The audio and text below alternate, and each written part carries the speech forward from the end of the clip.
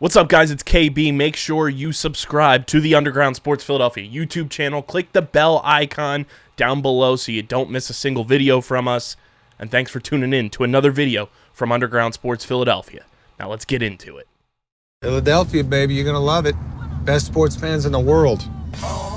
Actually, the worst, but that's what makes them the best. Welcome back to Top Bins, the show bringing you all the action from the Premier League and Serie A, England and Italy. I'm your host, Matt, joined by my co-host, Dom. Dom, how are you? Life has its ups, life has its downs, but you'll never see this man with a frown. You could say it like the Italians do when they drink their tiny coffees and say, that's the same as life, short and bitter. Yeah. You know, that is the way it goes, especially when you devote a lot of your mental health to a sports team and, Listen, or sports teams. It's a Wednesday night and I'm drinking a claw. Like, ask me how my life's going. And it's not even summertime. That is tough. Well, we have a lot of action to talk about. We have our Champions League final set. Sorry, Dom. But we got to talk a little bit about England and Italy as well, as is the main theme of our show, because we had some action over the weekend. We're going to start with, I think, a story that I didn't think was really going to be changed or unsettled in any way, because it really felt like the top four was the top four. You had Manchester City, Arsenal, Newcastle, and Manchester United all in that top four. And it felt like that was it. That was a few weeks ago. That was before Liverpool won 7 straight Premier League games.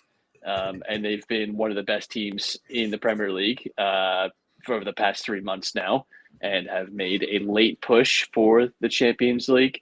It's not all under their control. They need Manchester United and Newcastle United to slip up and drop points, which Newcastle United did do over the weekend. Manchester United have rebounded from a little bit of a slide and got a win against Wolves. But top four all of a sudden is up for grabs. Liverpool putting Leicester down 3-0.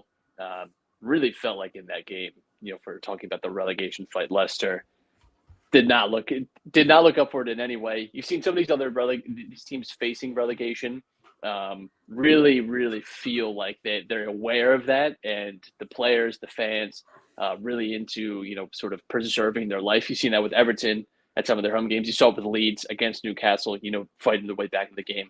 Leicester look down. They certainly look like they're going to be playing the championship next year. No, man, it's never a good sign when your team and your fans kind of give up on the cause, right? I mean, they've been poor all year. I think it's kind of been like looming over them, I guess, right? And they're just like, here we are. Especially, you're playing a team of like Liverpool's caliber. Like, I don't believe that there's so much hope in that game, even if you are fighting hard for relegation. You know what I mean? Especially, you said now with this win, it's 7 wins in their last 7. But, they were on a 6-game win streak and they're coming in to play you and you're facing relegation. You're like, oh, shit, here we go. Like, it's not going to look good for us. Yeah, I think with Leicester, too, it's interesting because they've had some bad results over the last few years, and it felt like, they've been on this steady decline. And I want to give you your props, too, actually, because, end of the season is coming up, so I went back and looked at our preseason predictions, and you had as your underachiever, which I remember really liking and agreeing with, Leicester City. And, they are certainly, I think, getting relegated, no matter what, is always an underachievement. It would be a big loss for them. And it just felt like, Tielemans has been a passenger all season. James Maddison has had this, hero mode whenever he's been available this year, where he just constantly trying to, I think, do a little too much and is not picking out the most simple pass all the time. It's just a team that I think has been really dysfunctional, not just this year, but even going back to last season. I remember us being very critical of Leicester and that they were headed down a dark path. But top four, like we led off with, is very open now all of a sudden in the Premier League. Even Brighton, have a chance, if they win their remaining fixtures.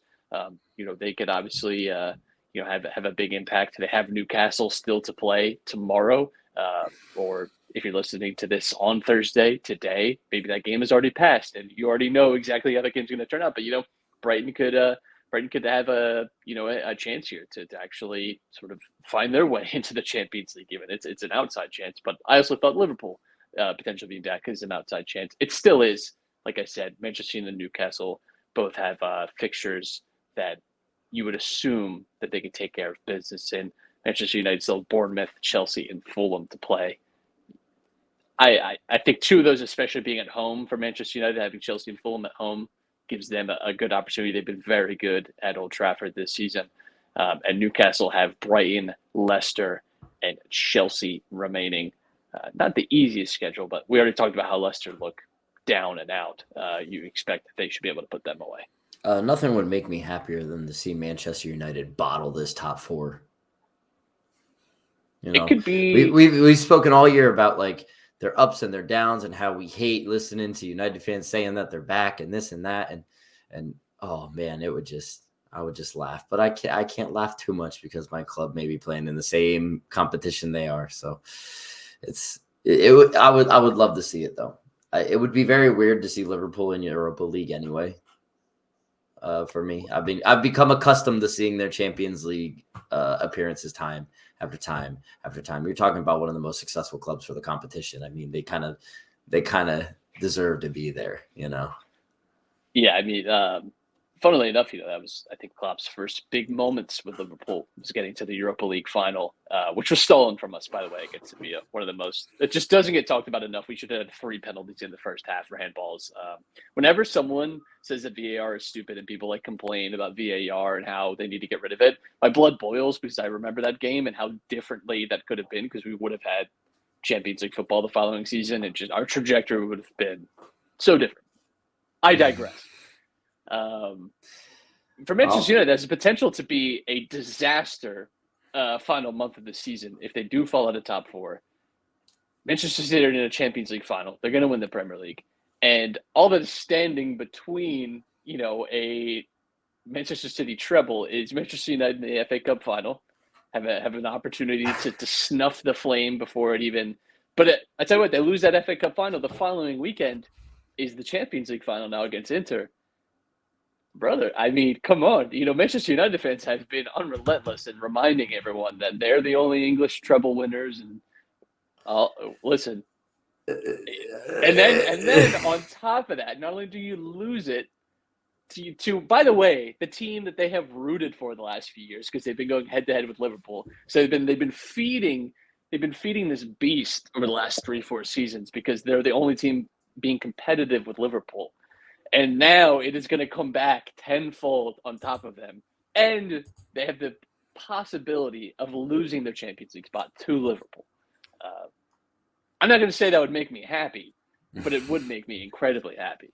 But that is, listen, that's all fantasy at this time, at least. None of that is actually materialized. But could be for what is, I think a lot of times been a promising season for Manchester United. It is much more in the balance now than it has been at any point this season.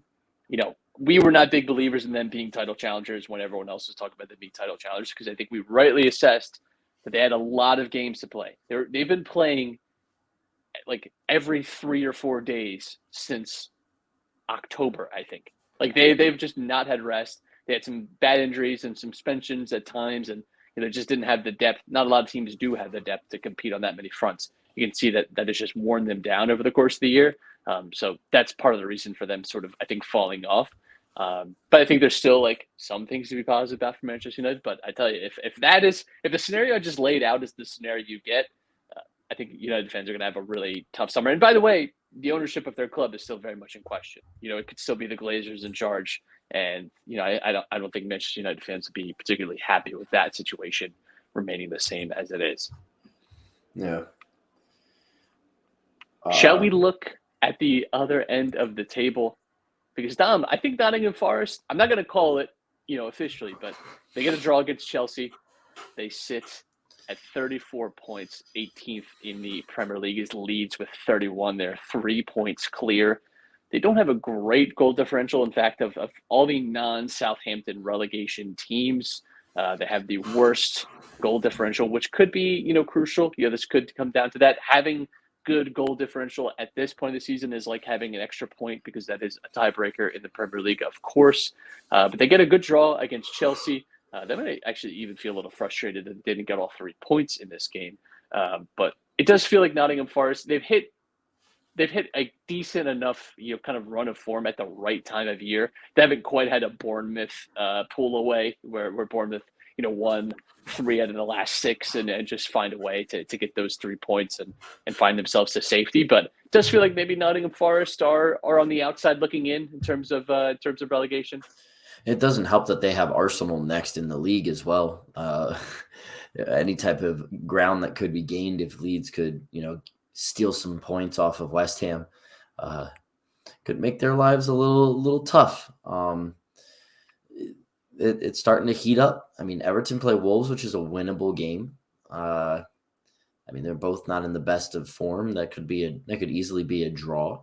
But it's going to be one of those weeks where we either see like a huge shakeup, or it's really not going to change too much. Like, it's not going to be like one of those in between where like one may make some ground on the other and like, hey, it's going to heat up. It's going to be big change, or it's going to be, it's only going to solidify what we're looking at right now. I do think Leeds actually playing West Ham this weekend is pretty good for them, though, because West Ham are in the Europa Conference League semifinals. They have a 2-1 advantage. There's still a lot to play for in that tie. You could very much catch them, and they've not been in good form in the league because they really have just put a lot of stock in that European competition. They're pretty much safe from relegation at this point. So, why not kind of go all in on getting to a European final and potentially having a trophy like that? That would be important to them. And by the way, if you win that competition too, you get in the Europa League. That's worth it to a club like West Ham. So I think Leeds actually do have a potential opportunity to do that. I just think Nottingham Forest, yes, they have Arsenal this week. That's true, but I actually think Arsenal. I do wonder. They lose Gabriel Martinelli, by the way, for the rest of the season with an ankle injury. So that is one threat. Of course, Leandro Trossard will just replace him, who's also obviously a very capable player. But I could see this being a good time to play Arsenal, right? The title has pretty much slipped out of their hands. It was already out of their control, but now it's very much likely by the time Arsenal play this weekend, it might feel already like that it's completely gone. The title's out of their control, and it's actually City's. But I think it's a decent chance. And then they have Crystal Palace on the final day. Crystal Palace have been fun, and they've been a little free flowing. I think they're playing with a lot of freedom, but like we say, you never know on final days like that. Teams like a Crystal Palace, it can go either way. You can see them win a game 5-1 because they just play with a lot of freedom. They really have nothing to lose, or you can see them lose 3-1 to a team that really needed the 3 points on the final day to stay up. That is very much the character of some of those teams. So I think the point is that the relegation fight is still interesting, but I do think a team like Nottingham Forest has put themselves out of the danger, and it really feels like it's between Everton and Leeds for that final spot. I just, based off body language, based off of mentality and what I'm seeing, I really don't see Leicester getting out of this. I don't see them finding enough results in the rest of the season to stay in the Premier League. No, I don't either. I agree with you there. It's only a battle for that, quote unquote top spot, 18th, right? Who's going to end up there. I really do see that Leeds and Everton can make up a lot of ground and make it real interesting going into the last, few games. So definitely something to keep an eye on. I agree with what you said about Arsenal too. They've kind of shut down, kind of given up. Hey, City can have the league. It's going to be interesting. Pep potentially getting a treble again. Does that kind of solidify him as one of the greatest ever? I think he already is one of the greatest ever. I do think, there's been a discussion, and I just, listen, it is hard for me to remove my bias as a Liverpool fan, right? Because we've had to compete with Manchester City the last 5 years, and everyone has been very ungracious in talking about us in Manchester City. And now all of a sudden that Arsenal fans have to come up against this Goliath. All of a sudden everyone wants to have a conversation about City's finances and the 115 charges that they have from the Premier League, financial And now they want to. configurations. Yeah, Haaland breaks the all goal scoring record in his first season in the league. Now it's all coming up. All of a sudden, everyone wants to talk about City's finances and about how nobody could possibly compete with them. None of these teams had to watch their team get 97 points, lose one game all season in the league, and miss out on the title. You know, I just if you weren't there for me in 2018, 2019, I don't want to hear about it. If you were poking holes in stuff, talking about how we bottled it in 2018, 2019, when I can't stress this enough, we lost one game in the league. We finished with 97 points, 9-7, and still lost the title. Can you tell that I am not over it still to this day? 97 points, one loss all season. Yeah, it turns out competing against Manchester City is tough. And I'm glad, I don't think that's a bottle either. It's just like, damn. I don't even think Arsenal bottled it. City are on pace for another 94-point season. That is unheard of. Yeah. I tweeted this last year because I've talked a lot about how we have like rose-tinted glasses for the past, which a lot of people do, right? Like we are suckers for nostalgia, I think, just as human beings. But we have a tendency to look back at like Pep's Barcelona and Mourinho's Real Madrid as like the pinnacle, like those are the best. We never are aware in the moment of when we're like watching history, of when we're watching the best teams. With Barca and Madrid at that time, it certainly felt like we were witnessing stuff. 6 of the top 10 point totals in Premier League history have all come from the last 5 years between Manchester City and Liverpool. Manchester City were Centurions in 2017-18 with 100 points. Liverpool had 99 points in 2019-20. Manchester City had 98 points in the 18-19 season. Liverpool finished with 97 that season and lost out on the title. Chelsea in 2004-2005, lest we forget, with 95 points. That was seen as like one of the runaway best teams ever. Yeah. We have had Liverpool and Manchester City have outdone that 4 times over the last 4 years. That like Chelsea 04-05 was the standard. That was like they have a defensive record that'll never be beaten in terms of goals allowed. 15 goals allowed for the entire season. We look at that team and think that is amazing. 4 times these teams have done it. City will be a point off of them this season probably because they'll probably win the rest of their schedule. Like it's just insane the way that the goalposts have moved. Over the last few years. You had Manchester City in 21-22 finish on 93 points. Chelsea with 93 points in 16-17. That was the Conte season where they just dominated the league. And again, they had the title wrapped up in February, right? Liverpool in 21-22 finishing on 92 points. Going all the way back to 1999 and 2000 with Manchester United with 91, and then Chelsea 05-06 with 91 points. Like Manchester City and Liverpool have just redefined, and really Manchester City, right? Because Manchester City have been like the team that have been performing, and Liverpool they pushed each other for sure. And I'm not sure either of those teams maybe get the high 90s without the other team pushing them. I do think there's that element of that. But even so, you're seeing Manchester City.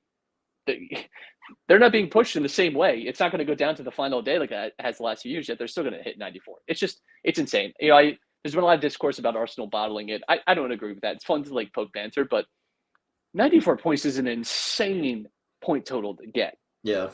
It just is. Like that's yeah, when you put it into perspective with the list and see like that it's very close to these other ones, like you're talking about the best seasons ever. Like you're talking about the most dominant teams ever. I don't fault a team for not winning like 18 straight Premier League games. Like, because that's what you have to do. They had an unbelievable start to the season, but I'm not going to say it was unsustainable, but yeah, they're not going to go invincible. You know, they're going to lose at some point. It's tough. Manchester City are just a hard team to compete with, and we all know why. Apparently, we're not allowed to talk about it apparently because no one wants to mention it, but we know that it is not all above board. That's all I'm going to say. I don't want to get sued. Brighton did finish the title race at the Emirates. They won 3-0. Ugly for Arsenal. Yeah, it just felt like it all kind of went out the window here, and this is why I was saying too that maybe someone could get a result against them. like Nottingham Forest this weekend, because maybe it's just slipped away from them. I still think overall they've had a good season. Obviously, if you just said to an Arsenal fan in early August, you're going to finish second in the Premier League this year, and that they would have taken that in a heartbeat. And I do think you have to keep everything within the context of what the preseason expectations were. No one had Arsenal in for a title race. The fact that they're going to have Champions League back next year is a big accomplishment for them. That is really what they've been working and building towards. This is a good foundation to build from. With the financial implications for them too, like being able to get back into the Champions League and finish, second in the league, bodes well. They can bring in some players and play around in the transfer market in the summer and really try to bolster the squad to make a push, be competitive against City and Liverpool.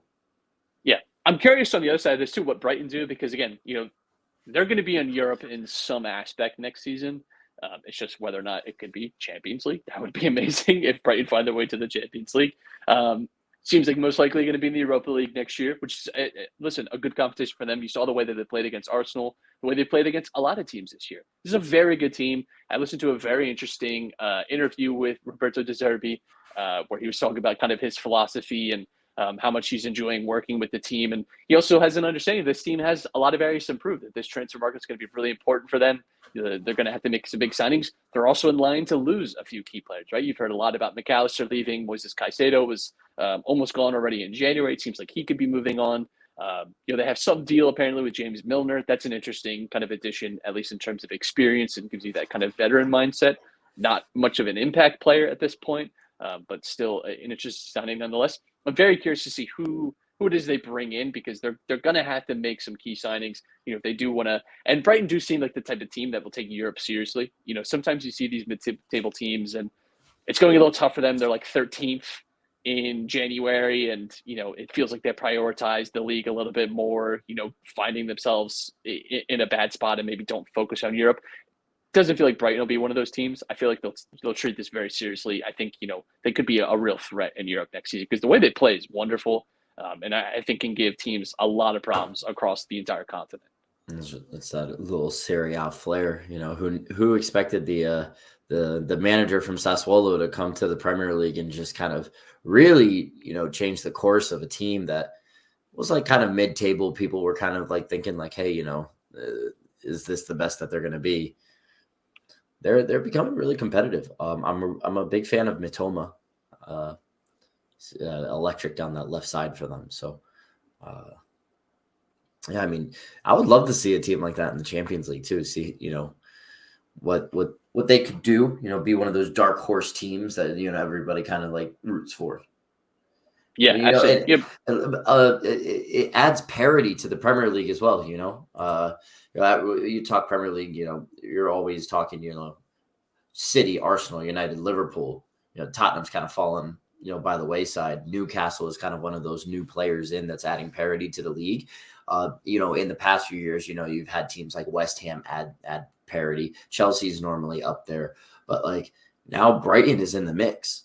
And if they have a sustainable project, they could be there for a while. That's real interesting when it comes to the Premier League. This is where it gets tough, though, for Brighton, is because it's interesting, because Southampton are getting relegated this year. Burnley, just got promoted again. Burnley, not that long ago, were finishing in the top 8 in the Premier League.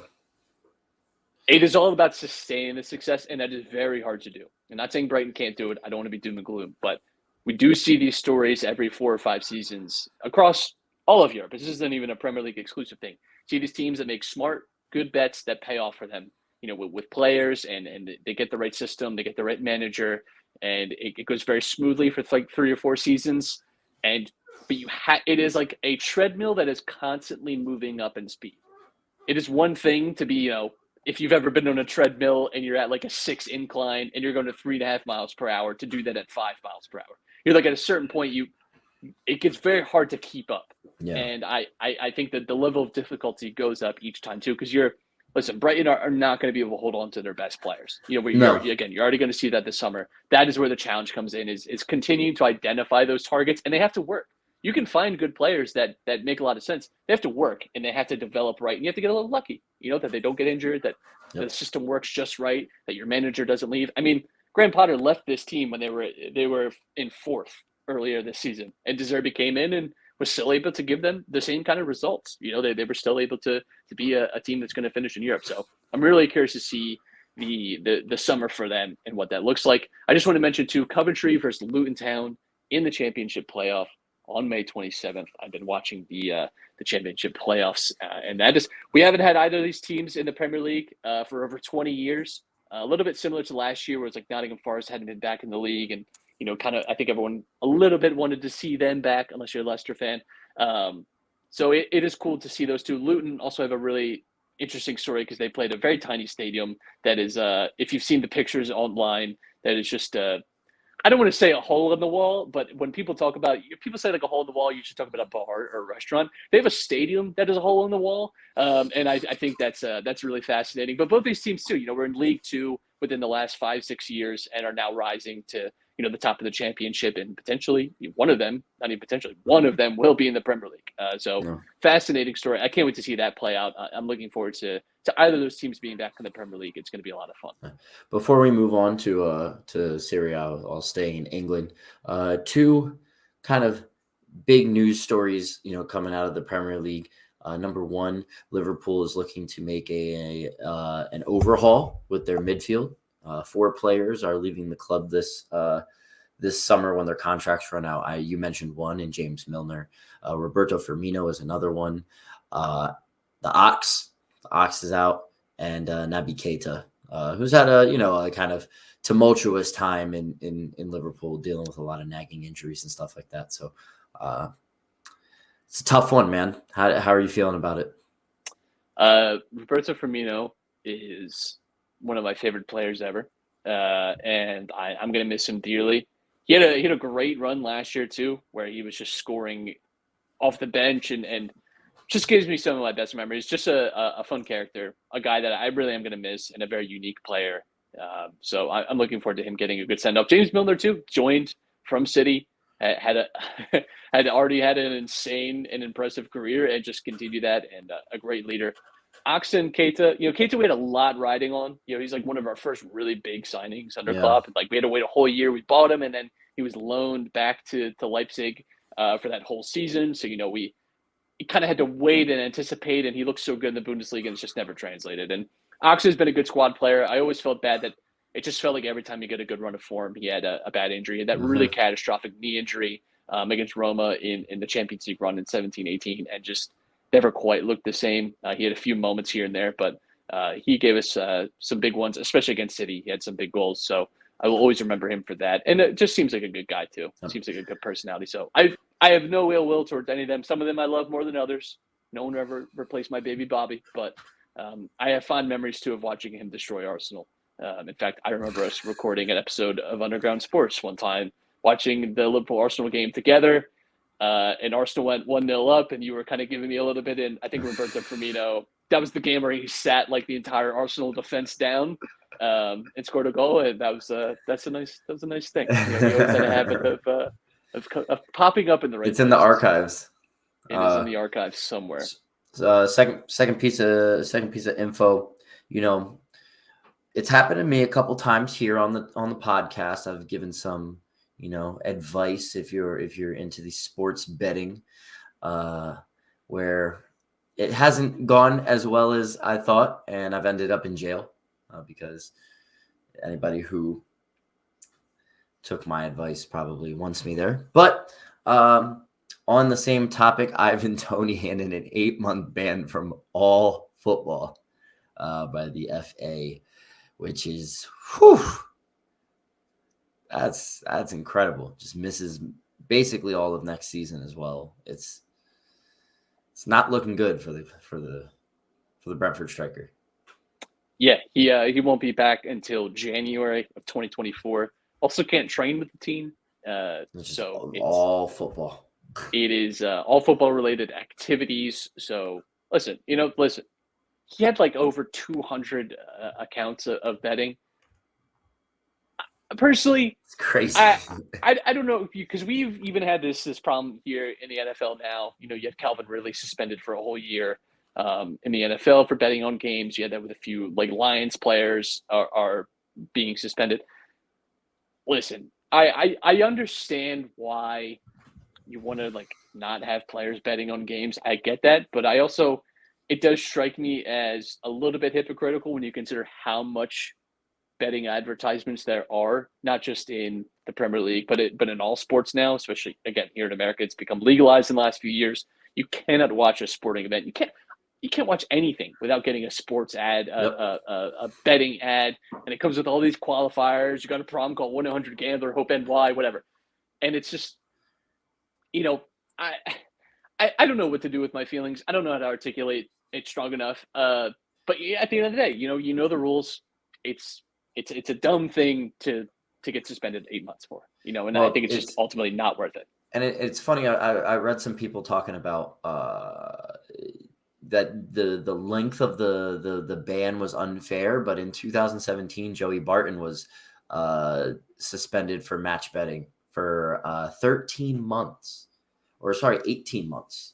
But I think it got taken down to 13. He bet on 1,260 matches between March 2006 and May 2013.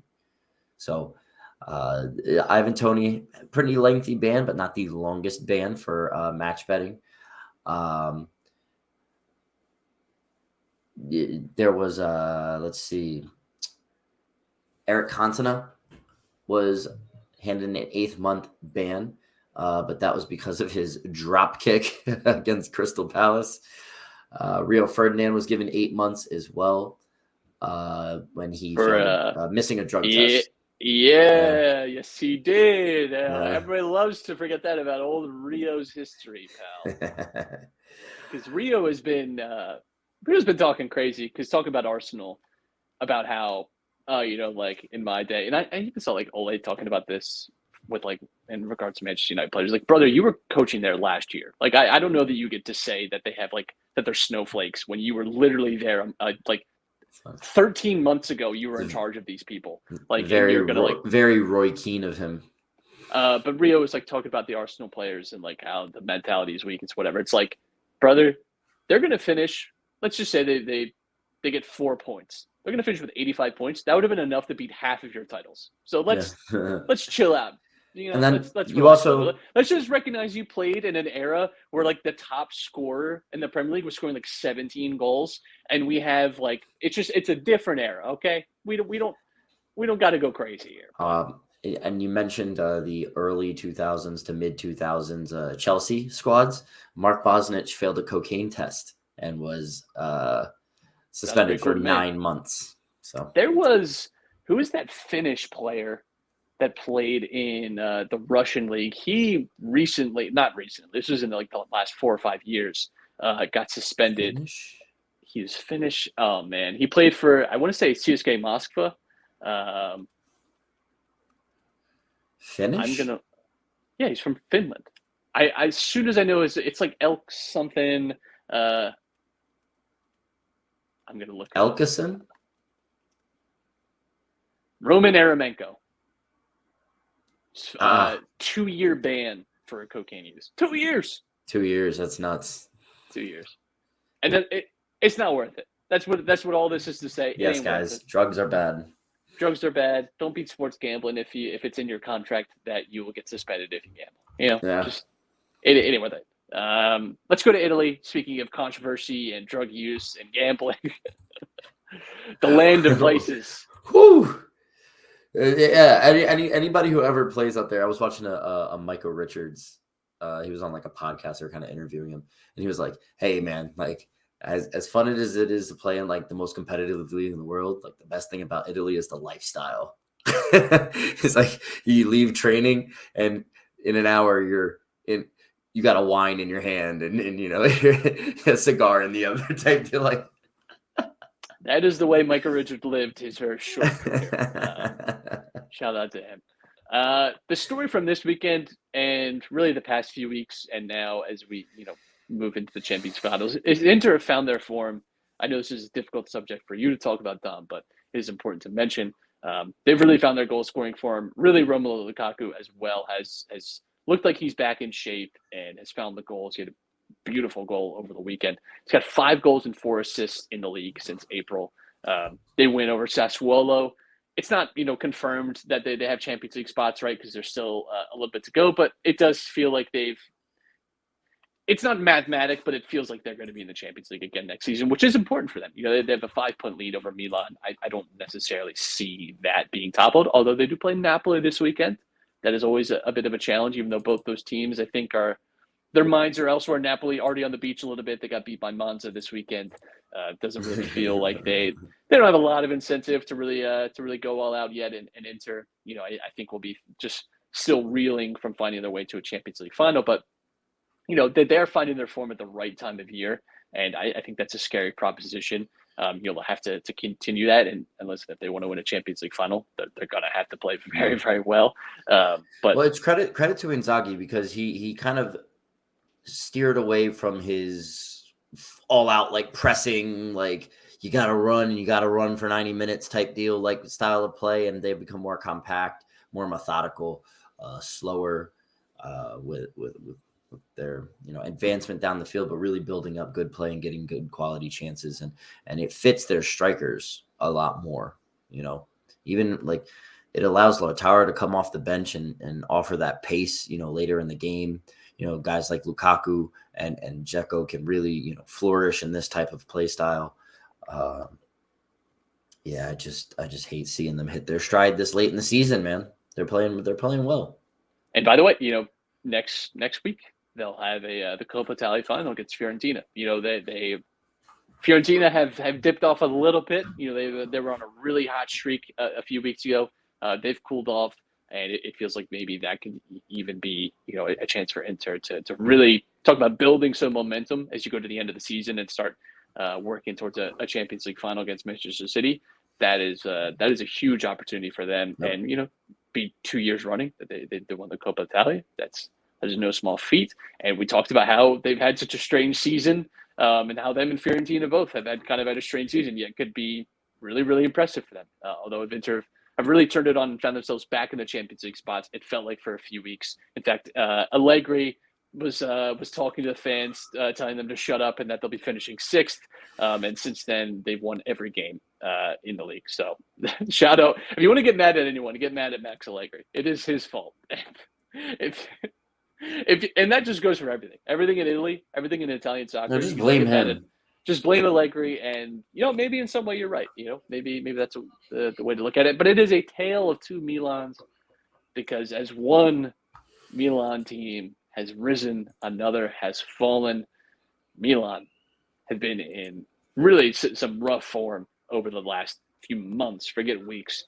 They've just not been able to find their footing. They lost to Spezia this past weekend, which, by the way, really it excites me, because we've talked about the relegation fight in Italy getting a little spicy in the last few weeks, because Hellas Verona, Spezia level on points at 30. It is just goal differential separating the two. And Lecce are just 2 points ahead. They get to get a nice draw against Lazio, which gave them a little bit of comfort. But none of those teams are safe, and we are sort of barreling towards the final game weeks where that'll be decided. But for Milan, it has been a tough stretch. It has been a tough last few weeks. They just have not – really the problem has been offensive creation, and that's – they've lived and died with Rafa Leao a lot. And it's great when, this time last year, when his final 6 games, he carried the team and was creating everything, and they were winning games 1 and 2-0 because they have this great defensive structure, and they were really dependent on Leao to create outside of that. He's not been able to do that. Part of that has been injury, but really they have not looked good for a while now. They have not looked like their most impressive self. They had those games against Napoli, especially the one in the league, the 4-0, but really since early March, it has felt like this team has sort of taken a bit of a turn for the worse and are finding themselves now at Champions League spots. With Juventus's appeal still to go through, but even that might get reduced to only 9 points. Milan necessarily came and bank on that. And, by the way, did I mention they still have Juventus? They play each other. We have talked about that fixture since, December as a potentially meaningful match, and it is taking on more and more meaning by the week. Listen. This is what happens when you don't have money to invest in young attacking players because you decide to spend your money on old elder statesman strikers. Like, if you're giving money for Ibrahimovic to come back, you do not bring in a guy like Olivier Giroud. If you bring in Olivier Giroud, you can't re-sign Ibrahimovic. I give all the credit in the world, though, that Milan wouldn't have turned their form around if they didn't bring Ibrahimovic in the first place. But then once the injuries start piling in and this and that, like, it's very hard to get that in. And then you're investing money in the wrong places. They've had a right winger problem since Suso was in the club, and they've never addressed it. They've tried to sign players, but then you sign an Uber Eats driver from a team that's not even in the Serie A anymore. Who you called, by the way, one of the best players you've ever seen in your life. So, and you said he could develop into something. I don't recall. You said he could develop into something great, and that man is 30 years old. I don't recall. I think that I was talking about Salamakers. I don't think I was talking about. Brahim Diaz is up and down. You sign CDK and it doesn't work out, and I don't know. He seems like a shell of what he was in the Belgian league. You sign Yassine Adli, who is a very creative player, and he never gets to see the field. So it's a great job there. I don't think the entire blame can be put on Pioli like some other people are doing. However, I do think that he handled certain things wrong. Playing the young players was one of them. But he's also dealing, and as well as Maldini, they're both dealing with a club that just refuses to give them money to get back to that next level. Maldini even said it in an interview. He's like, we're not meant to be here yet. We're not. We've overachieved. And it's going to take a lot of investment and a lot of proper financial management in order to get back to there. And they're still dealing with the ramifications of FIFA fair play, financial fair play. So, like, who knows? It is a high wire act that Milan had been crossing over the last few years. And it does feel like a little bit of a stumble this year, but I don't think ultimately a tragic one. I do think, they did sign Rafael to a contract extension. We didn't get to discuss that last week because there was so much else going on, but that is big news for them. That's very positive. Even if he's not staying, and let's be realistic, Rafael is more than certainly not going to be a Milan player in the 27-28 season. But it does mean that you're actually going to get a reasonable fee for him. You don't have to worry so much about this summer being the summer that he leaves. You get Rafael for at least another season, if not 2 more seasons. This ensures that they get the proper compensation for him, because they've lost out on it with 5 different players, in the last few years. They let Kessie go on a free. Look, he just won a league title with Barcelona. They let Donnarumma. Oh, sure, he was there. He was there. You let Donnarumma go for free, even though he dealt with. Yeah, even though he dealt with, you could have got money for that. You let Hakan Çalhanoğlu go for free. He wins the league. He's looking to get back-to-back Coppa Italias. Like, I think they let Bonaventura go for free as well. They could have even though he was on the later stage of his career, you could still get money for him. That's what I'm pretty sure Romagnoli went on a free as well. Right? Romagnoli went to Lazio on a free. Yes. So where's the money? You know what I mean? Milan could be in a totally different spot right now if they would have actually sold their players at the right time. Or talk to somebody from Brighton. Or re-sign them and then sell them for a proper fee in a season. It's just, it just doesn't make any sense. Yeah, let's talk to Brighton. Let's convert Mitoma. Now, good luck. Let's go to Real Sociedad and sign Kubo. By the way, Ismail Benacer out for 6 months with a knee injury. Yeah, for Milan. That too is just don't remind me, man. Get kicked while you're down. Let's move on. Roma, a draw again in the league. This was a big rotation game. It's very clear that their strategy is to get to Europa League final, and that that is their path, it seems like, to get to the Champions League, to find their way back to where they want to be, because the league is just it's hard, and they don't have a big squad as it is. Mourinho's kind of working with the best of what he's got, and they have a ton of injuries. Like Dybala has been duct taped through the last few weeks and has found a way to like figure it out. But it's just not been able to stay like consistently healthy enough to like start every game. But he's sort of been this like break in case of emergency type of guy. They have a big test, obviously, to against Bayer Leverkusen in Germany to find their way to Europa League final. It felt like this game against Bologna was them understanding that that's really what's important at this stage of the season, getting to another final. And I don't hate that. I think it's good, to focus on getting to a European final. That is a big deal. You don't get to a European semifinals very often. It's worth, I think, rolling the dice to get there. It's unfortunate that no matter what, people, I think, will paint the brush of this season based off that result. But I like the process. I like the idea of like, listen, like we worked very hard to get to this. We won a European trophy last year to get in this competition. We want to win this European trophy to get into the next competition. I like the ambition. Yeah. Mourinho's got something going with them. I mean, if they can get to the Champions League and get get a little financial boost for that, I think that it would be good for them. They're going to be competitive. I don't think that. I mean, it's interesting. They're crosstown rivals, and their project and what Sarri has going for them.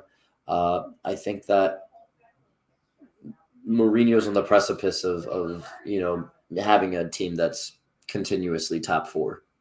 That's going to be competitive with the likes of Inter, Juventus, Napoli. I mean, Juventus got those 15 points back, and look, they're still one of the top teams in the league again. So, but I do think that Roma is of that level. I hate giving them the roses and the flowers, but I mean, they've signed a bunch of players who have really helped them, and they've been playing well. But the only way that they can get to the Champions League is to most likely win the Europa League. So we can only see. It's interesting. You mentioned Dybala, right? Just kind of, he's been the savior for them a lot this season. But, like you said, he's been duct taped and injured and a lot of this stuff. By the way, no one's talked about this, but he has this release clause, which is like 20 million euros this summer. And it hasn't been talked about because no one, I think, wants to rain on the Roma parade because they've been fun. And I think in general, people kind of, want to see them do well. They like Mourinho. There's a lot of story there. Dybala's done really well this season. And yes, he's had some injury problems. Dybala's injury problems are really overrated by people. People act like this dude sees 7 matches a year, and he just doesn't. The problem is, he has these injuries and he does not recover from injury well. He doesn't necessarily get injured a lot, but he'll have one injury that just lasts 2 months, and it just kind of limits his availability, which again isn't great either. But people have a tendency to treat this guy like Diaby from Arsenal years ago, right? Where it's you didn't see the guy for 3 years. But I do think Dybala this summer is going to make a team very happy. I think, and maybe he stays in Roma. Well, there's no guarantee that he must leave, but I think no one has really talked about this release clause. It was a big story when he signed for Roma, but no one has really talked about it since then. Well, this is the crazy thing. Maldini came out today saying that ownership didn't allow him to sign Dybala because he didn't fit into their project. They thought it was too much of a risk. So instead, they go and sign CDK. It's all about a risk. I don't get it. You would rather be risky with. I'm sorry to bring it back to my lamenting, but you choose to have a risky, project based off of young potential talents instead of going and getting the proven goal scorer and playmaker because he's injury prone. Maybe they foresaw that release clause that you're talking about that Juventus was probably asking for, and they thought that if he performs well, they're just going to take him back because we're a direct rival. I don't know. On the other side of that bracket, you do have Sevilla versus Juventus, which is 1-1. That's going to be interesting. Looking forward to seeing how that. By the way, I don't know if you saw this. Leonardo Bonucci said next year's his last year, Dom. So he's looking for the farewell tour next year. He's looking for the grand Thank sends off. God. I can't wait till he finds out that no one likes him like that. As Draymond Green once said, that they love you like that. So Hey, do you think shout he out goes to America? Do you think he tries to go play for LAFC? It would be hilarious if he tried to do just follow directly Chiellini's footsteps, and I bet Chiellini is so happy to kind of be away from him. Like he's living in LA, like he's done pretty well with LAFC, and then he shows up. He's like, "Hey man, good to see you." He's like, "I'm so mad that you're here. I'm so mad that you're here." I love the idea of Chiellini finally breathing, like a life without Leonardo following me everywhere. No, I mean, So given the man that Bonucci is, I don't think that he would fit in well in LA anyway. So and he might just be done straight up. Honestly, I think he's he's not gonna been go able to play really in stay Florida. physically. He's not really been able to stay physically well, and I think that is a real challenge for him at this stage of his career. But we also have, of course, the Europa Conference League, which listen, I love my Fiorentina, but a tough result against Basel, and like we said, West Ham up 2-1 against AZ Alkmaar. That tie to be decided. It looks like we could have a really fun day tomorrow on Thursday. And let's not forget, too, you got Newcastle versus Brighton. Let's talk just a little bit, Dom. I know it's tough for you, but, we did get our Champions League final set. Inter get past Milan. Lautaro comes on, puts the stake through the heart in the late stages of the game, which certainly put Inter through at that point.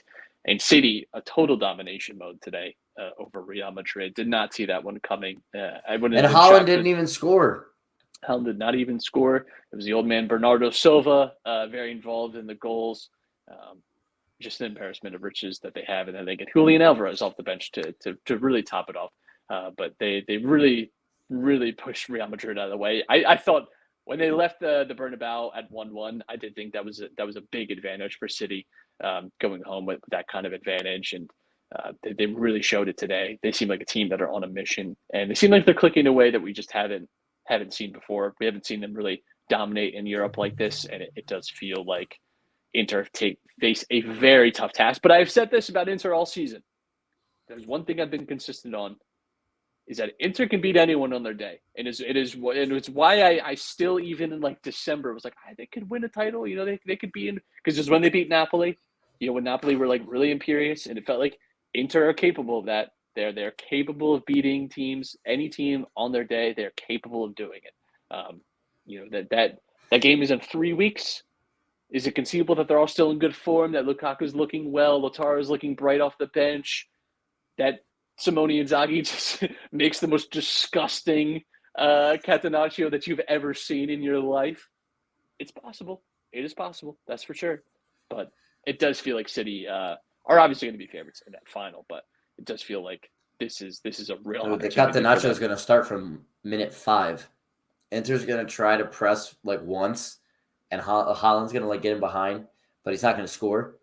And then it's going to be drop back, five in the back. Just those fullbacks are staying back the whole time, and they are she's going to play long balls they're going to play balls to Barella and Çalhanoğlu, try to play over the tops all game. It's going to be a thing of pure disgust if it works out for them too. It's not going to be the prettiest Champions League final, in my opinion, but that's my unbiased opinion. It's going to be an ugly final. I think that what could make it a very enjoyable thing is if City can score multiple goals. I'm not sure that I'm not sure we're on the same page here. I'm going to be honest. I'm not sure. I think we're on opposite sides of what we want from this game, and I understand your reason for it. I can't possibly blame you for it, but I do think we want different things, and that's okay. Anything to say before we get out of here? Yeah. Milan should have signed Bernardo Silva when he wanted to leave City in the summer.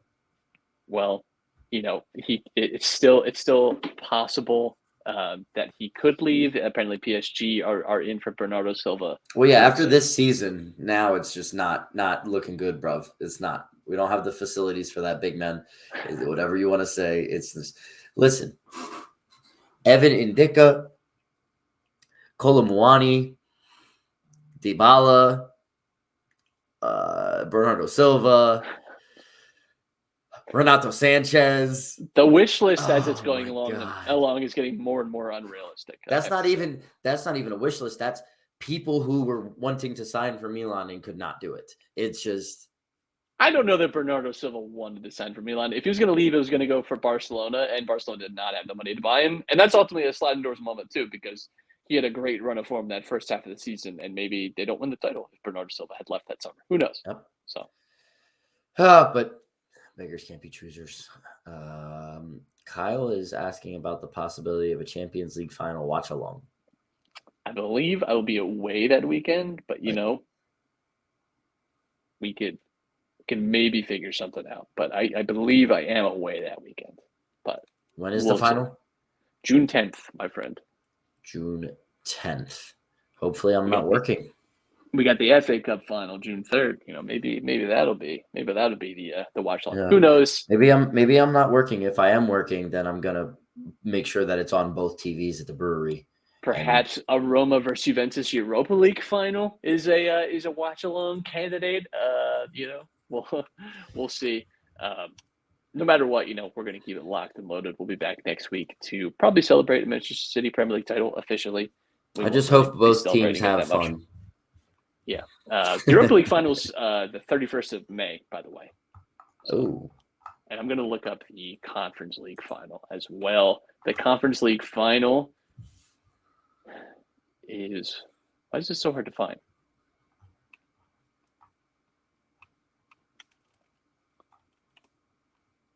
The 7th of June. Okay.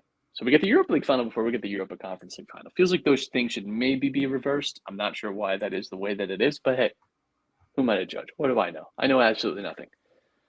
We'll be back next week when we know who's in the Europa League final, when we know who's in the Europa League Conference League final, when we have more clarity on who's getting relegated from the Premier League and Serie A. We already know who's going to win the title. I mean, that's far gone. But maybe the top four race will tighten up a little bit. Maybe it'll become more clear. Who knows, right? Who knows? Hope you enjoy the weekend. We'll be back to you next week to talk all about it. See ya. Peace.